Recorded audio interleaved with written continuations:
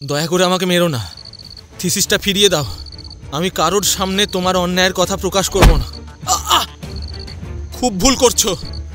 পাপ কিন্তু ধর্মেশ হয় না। আমার পরিশ্রমের ফসল ছিনিয়ে নিলে এই সমাজ কি তোমায় ছেড়ে দেবে ভেবেছ?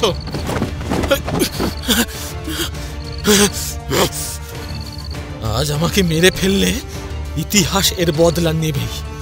তোমার বংশকে যতক্ষণ না পর্যন্ত আমি নির্বংশ করতে পারছি ততক্ষণ আমার শান্তি নেই। আমি এখানেই অপেক্ষা করব।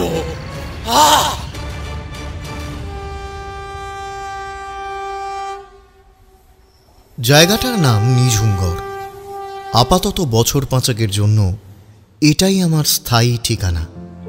সদ্য পাশ করা ডাক্তারি সার্টিফিকেট নিয়ে শহর কলকাতায় চিকিৎসা করার পরিবর্তে ট্রান্সফার মিলল এমন এক অজপাড়া গাঁয়ে।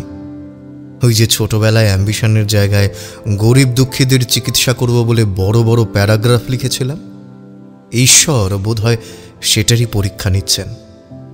যাকে হাতঘড়িতে চোখ বোলাতেই লক্ষ্য করলাম স্টেশনে যখন পা রেখেছি সময় তখন দুপুর ৩:৩ আশপাশটা বেশ নিস্তব্ধ। এই লাইনে ট্রেনও আসে ঘণ্টাখানেকের ব্যবধানে। তবে আমার জন্য নিঝুমগড়ের যেই পুরো বাড়িটি পূর্ব নির্ধারিত করা হয়েছে সেটার দক্ষিণের সবচেয়ে বড় ঘরটা পরিষ্কার পরিচ্ছন্ন করে রান্নার লোকও এখান থেকেই দেওয়া হবে বলে গুঞ্জন শুনেছিলাম। জায়গাটার দুর্নাম থাকলেও মানুষগুলো কিন্তু বেশ সহজ সরল। তাছাড়া যেই স্থানের মানুষদের পেটে তেমন বিদ্যাবুদ্ধি নেই তাদের কাছে গুপ্তধন, ভূত, প্রেতের অস্বাভাবিক কাহিনী ছাড়া আর কি বা আশা করা যেতে পারে। উপরমহল থেকে অর্ডার আছে, আমি যদি একবার এদের মাঝে মিশে যেতে পারি তাহলে ৫ বছরের কষ্টসাধ্য অভিজ্ঞতার পর আফসোসের কোনো অবকাশ দেবেন না। অর্থাৎ এখানকার রোগীরাই আমার ঈশ্বর, অথবা সোনার খনি বলা যেতে পারে।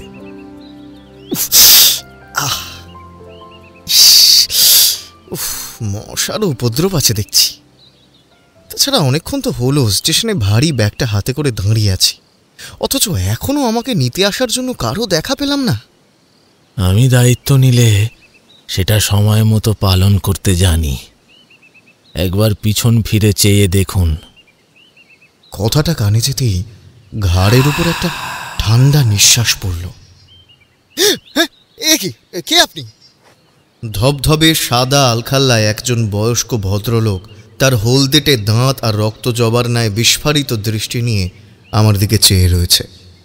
মুখের অবস্থা বড় ভয়ানক, চামড়া কালশিটে আর অর্ধেক উঠে আসা, একটা হাত খানিক বাঁকানো।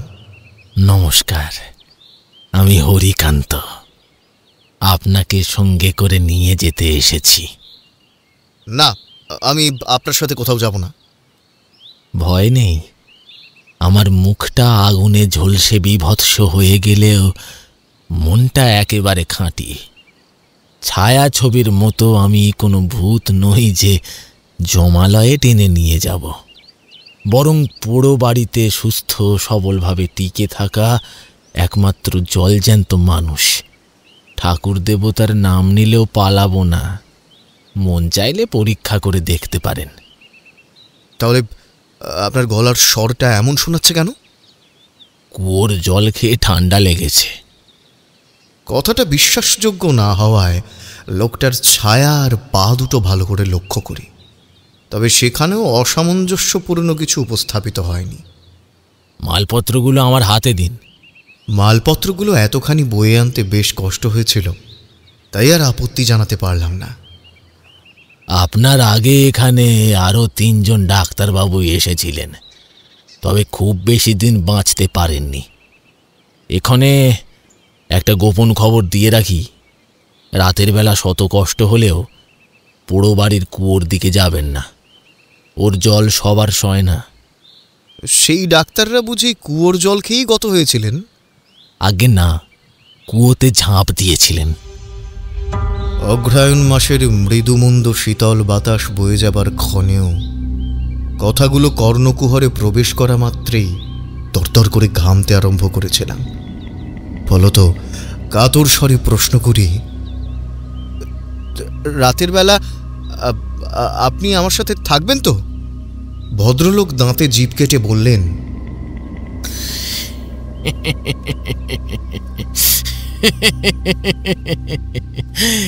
কি যে বলেন, ওরা বাইরের লোক একদম সহ্য করতে পারে না। আমি প্রতিদিন সকালে চারিদিক দেখাশোনা করে সন্ধ্যা হতেই হাওয়ায় মিশে যাই। তবে আপনার সাথে ওখানে কোনো রকম সমস্যা না হয় সেই সমস্ত ব্যবস্থা আমি আগ থাকতেই সেরে ফেলব। ডাক্তারদের দেহগুলো জল থেকে উদ্ধার করা হয়েছিল?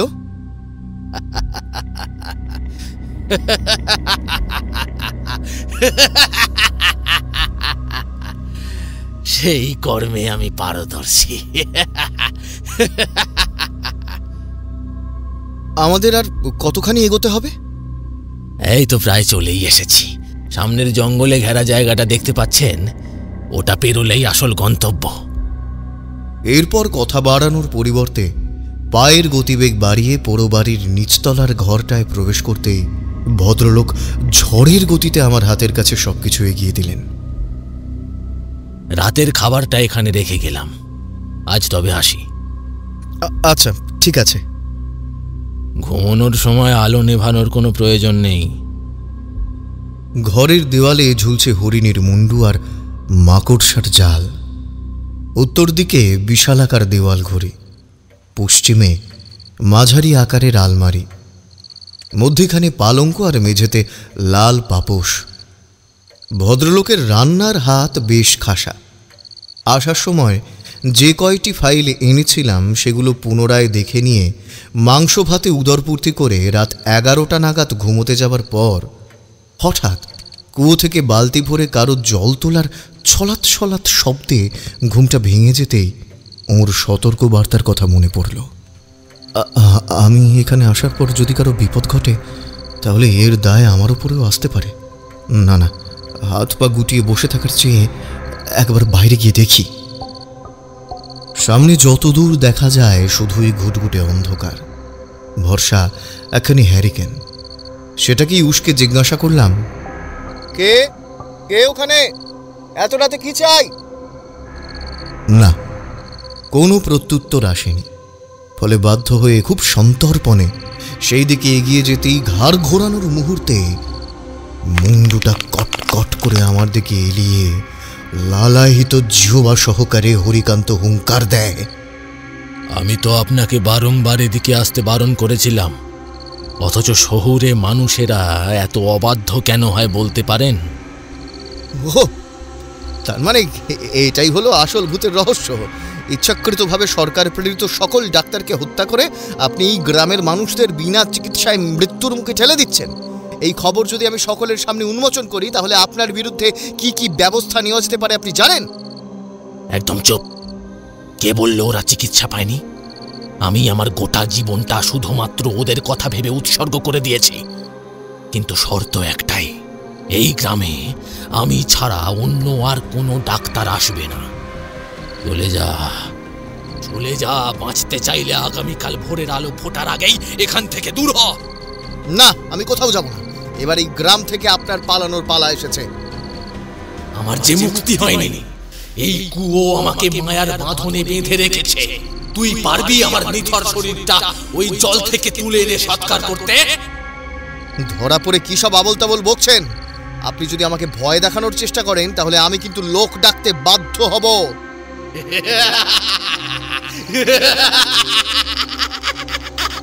উপায় নেই, উপায় নেই। এই গাঁয়ের মানুষ ভূত ডাক্তারের হাত থেকেই চিকিৎসা নেয়। কথাগুলো বলার সময় ওনার দাঁত থেকে টপ টপ করে টাটকা রক্তের ফোঁটা গড়িয়ে পড়ে। কি রক্ত এলো কোথা থেকে? আপনি খুনি, আপনি খুনি! বাঁচাও, বাঁচাও! কে কোথায় আছো? আমাকে এই শয়তানের হাত থেকে রক্ষা করো, বাঁচাও! বাবা ঠিক কথাই বলেছিলেন, এই গ্রাম অভিশপ্ত। আমার এখানে আসাটাই উচিত হয়নি। উনি অতীতে এখানে এক পাগল ডাক্তারের কোপে পড়ে অতি কষ্টে প্রাণ হাতে নিয়ে এখান থেকে শহরে পালাতে পেরেছিলেন। আচমকা বিদ্যুতের ঝলকানিতে আমার মুখের উপর আলো প্রতিফলিত হতেই হরিকান্ত আঁতকে ওঠে। সেই এক চোখ, নাক, বর্ণ, এ কি করে সম্ভব? কে তুই? ছেড়ে দাও, ছেড়ে দাও। আমি তো কোনো ক্ষতি করিনি। আমার বাবা জীবৎকালে বহু মানুষের প্রাণ রক্ষা করেছিলেন। অন্তত সেই পুণ্যের ফলে আমাকে বাঁচতে দাও, আমাকে বাঁচতে দাও। তুই অনন্তর সন্তান? হ্যাঁ, আপনি আমার বাবাকে চেনেন? আমার চেয়ে স্পষ্টভাবে তাকে বোধহয় আর কেউ উপলব্ধি করেনি। ঈশ্বর আছে। আমি তো এই দিনেরই অপেক্ষা করছিলাম। আয় আয়, আমার সাথে আয়।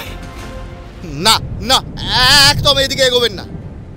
মেডিকেলের শেষ বছরে আমার থিসিস পেপার চুরি করে যেই মানুষটা সারা জীবন পিশাচের ন্যায় কেবলমাত্র ব্যক্তিগত অর্থের পাহাড় বোঝাই করে গিয়েছিল, আজ তার প্রতিশোধ নেবার পালা। ওর লোভে আমায় এই কুয়োয় পচে মরতে হয়েছিল। না না, আমার বাবা এমন কোনো পাপ করেনি। বন্ধু হিসেবে আমারও তাই বিশ্বাস ছিল, কিন্তু মাথার পিছনে একের পর এক আঘাত করে অচেতন শরীরটা যখন কুয়োর ভিতরের দিকে ছুঁড়ে ছুঁড়ে দেয়, ততক্ষণে সবকিছু শেষ হয়ে গিয়েছিল। এই বলে সেই পৈশাচিক শক্তি আমার বুকের উপর ঝাঁপিয়ে পড়ে, একের পর এক তীব্র আঘাত আনতে থাকে। ছেড়ে দিন, ছেড়ে দিন, ছেড়ে দিন। আমি ওনার পাপের প্রায়শ্চিত্ত করবো, ছেড়ে দিন। কিন্তু আমি তো মুক্তি চাই না। ডাক্তারি করে অনন্তর মতো ব্যবসাদার হবার বাসনা আমার কোনো কালেই ছিল না। আমি মুক্তি চাই না, চাই না। আমি কথা দিচ্ছি, আগামীকাল ভোর অবধি আমি অনেক দূরে চলে যাবো, অনেক দূরে চলে যাবো। না, সেই সুযোগ তুই হাতছাড়া করে ফেলেছিস। সরে যান, সরে যান। আমি কিন্তু ইট দিয়ে ওই মাথা থেতলে ফেলবো, সরে যান। কিন্তু সেই সুযোগ আর আসেনি। তার পূর্বে আমার পেটের ওপর মুখ দিয়ে সেই অশরীরী এমন আঁচড় টানে যে তাতেই মুখ থেকে গল গল করে রক্ত বেরিয়ে নিজের এত বছরের স্বপ্ন ধূলিসাৎ হয়ে যায়। আমি দেখতে পাচ্ছি দমকা হাওয়ায় ঘরের ভিতরকার কাগজগুলো উড়ছে এবং তার প্রতি পাতায় রক্তের ছাপ।